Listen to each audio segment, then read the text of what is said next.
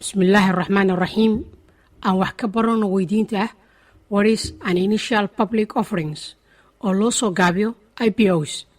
waa marka koowaad oo ay shirkadu soo saarto saami ama share lagana gado shirkadaha kale ama maalgashatada waaweyn.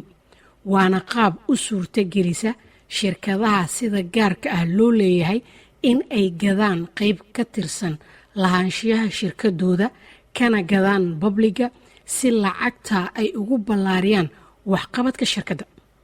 marka la soo saarana waxaa lagu kala iibsadaa primary market.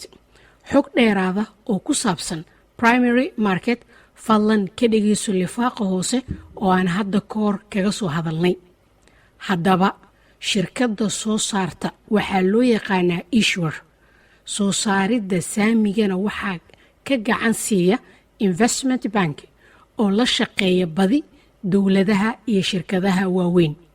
marka la soo saaro sheeriskaas ama saamiga lagana diiwaan geliyo suuqa lagu kala iibsado saamiyada, maalgashatada waxa ay bilaabi karaan inay iyaga dhexdooda kala iibsadaan saamiyada kuna kala gataan suuqa loo yaqaano secondary market.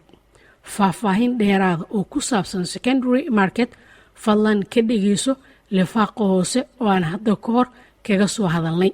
dhanka kale shirkadda soo saartay waxa ay noqonaysaa publicly traded company oo ah shirkad saamigeeda laga iibsan karo suuqa saamiyada. mahadsanidin waa inoo mar kale haddii rabbi idmo.